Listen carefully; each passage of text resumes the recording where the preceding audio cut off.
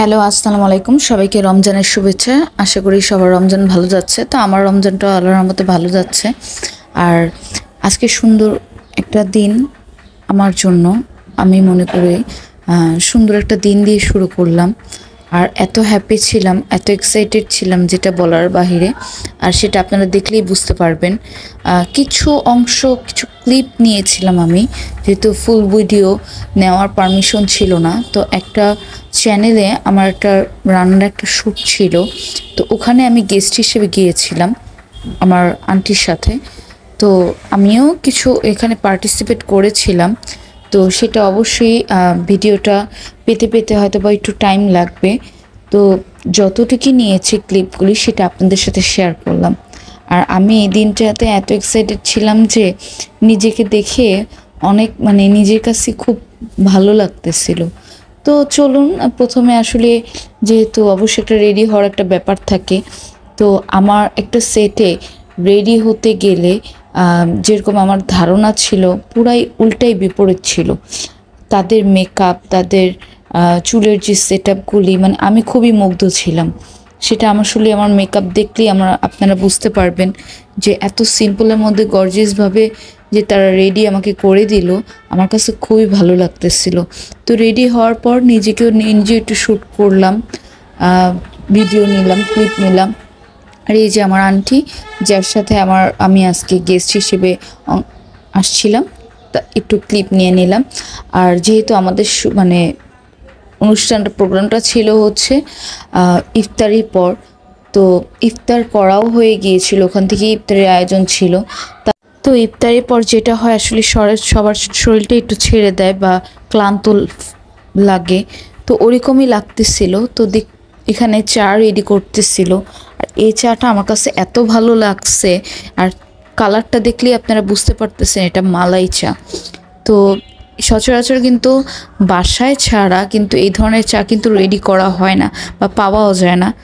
তো যেহেতু আমাদের ওখানে একটা ইফতারের আয়োজনের পরই এই ধরনের একটা চা মেকিংয়ের একটা ব্যাপার ছিল, খাওয়ানোর। তো সেখান থেকে চা নিয়ে নিলাম। আর চাটা অনেক গরম ছিল, অনেক টেস্টি ছিল। সেটা তো আমাকে দেখেই বুঝতে পারতেছেন যে দুধ মালাই চা এত মজা, খুব ভালো লাগতেছিল। আর এইটা ইফতারি পরপরই কিন্তু আমাদের প্রোগ্রামটা শুরু, শ্যুটটা হওয়ার কথা ছিল। তো সেটার প্রস্তুতি নিচ্ছিলাম। তো সেটে ঢুকে গেলাম, ঢোকার পর সব কিছুই দেখতেছিলাম ঘুরে ঘুরে। আর এখানে ঢোকার পর যে একটা প্রিপারেশন থাকে, রান্নার একটা প্রিপারেশন থাকে, একটা গুছানোর একটা প্রিপারেশন, সব কিছু রেসিপি, সব কিছু ইনগ্রিডিয়েন্টসগুলি ঠিক আছে কিনা সেখানেও কিন্তু সেগুলির কিন্তু একটা ব্যাপার থাকে, ঠিক আছে। তো যাই হোক, ঘুরে ঘুরে দেখতেছিলাম। আর যেহেতু সাথে আমার আন্টি ছিল, তো উনিও কে বলতেছিল যে সব কিছু ঠিক আছে নাকি একটু দেখো। তো আর পরিবেশটাও দেখতেছিলাম, খুবই একটা নিরিবিলি ঠান্ডা পরিবেশ। আর চারিদিকটা এত ভালো লাগতেছিল, মনে হচ্ছিল কি আসলে এরকম যদি একটা প্রত্যেকটা ফ্যামিলিতে এরকম যদি একটা রান্নাঘর থাকতো, রাঁধুনিদের কত শান্তি না লাগতো। আমার আসলে দেখে ওখান থেকে আসতে ইচ্ছা করতেছিল। এত টিপটাপ সিম্পলের মধ্যে এত সুন্দর করে গুছানো, আসলে সেটা শ্যুটের জন্য না, আমি সব কিছুই দেখলাম, এত ভাল লাগতেছিল। মনে হয় কি হচ্ছিল যে নিজেরই হচ্ছে বাসা, নিজেরই সব কিছু, তো নিজের মতো করি। আর সবচেয়ে বড় কথা হচ্ছে কি, একটা শ্যুট করতে হলে ওখানে পারিপার্শ্বিকের যে লোকগুলি থাকে তাদের সাথেও অ্যাডজাস্ট হওয়ারও কিন্তু একটা ব্যাপার থাকে। আর সেটের লোকগুলি কিন্তু যারা ছিল, ভাইয়ারা, প্রডিউসার বলেন, সব কিছু যারা ছিল খুবই মিশুক ছিল এবং খুবই অমায়িক ছিল। আমার কাছে ভালো লাগছে। আসলে একটা সেটে শ্যুট করার সময় অনেক ধরনের ভুল থাকে, মিস্টেক থাকে, এটা অনেক সময় বকাঝকাও শুনতে হয়। কিন্তু সেই ক্ষেত্রে কিন্তু দেখেন, আমি এই ফার্স্ট দেখলাম, আর এটাও কিন্তু আমার ফার্স্ট এক্সপিরিয়েন্স ছিল। হ্যালো, আসসালামু আলাইকুম। সবাই কেমন আছেন? তো আজকে একটা রান্নার শ্যুট ছিল এক্সপার্ট ডিশওয়াশের এনটিভিতে। আশা করি এই ব্লগটা দেখার জন্য আপনারা হচ্ছে অপেক্ষা করতে হবে। আর কেমন লাগলো সেটা অবশ্যই জানাবেন। আর দেখতে হলে কিন্তু অবশ্যই এনটিভিতে চোখ রাখতে হবে। তো আমাদের এখানে প্রোগ্রামের যে অ্যাঙ্কারিং ছিল, অ্যাঙ্কারিং যে করেছিল সে হচ্ছে food blogger, famous food blogger জলতান বিডি আপু। ওনাকে আপনারা চিনেন।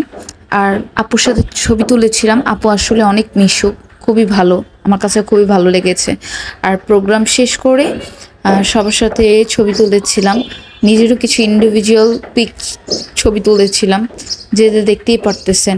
আর আরেকটা কথা বলি, ফার্স্ট এক্সপিরিয়েন্স রান্নার কথা বলেছি তাই বলে এই না যে ফার্স্ট এই চ্যানেলে আসা। আমি আরও প্রোগ্রাম করেছি, আর এটা ছিল একটা রান্নার একটা প্রোগ্রাম, তাই আমি ফার্স্ট এক্সপিরিয়েন্স বলেছি।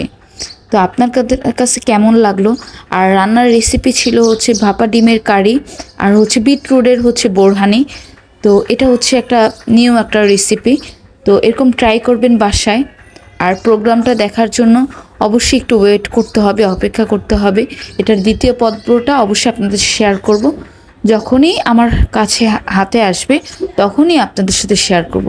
তো ভিডিওটি আপনাদের কাছে কেমন লেগেছে সেটা অবশ্যই কমেন্ট করে জানাবেন।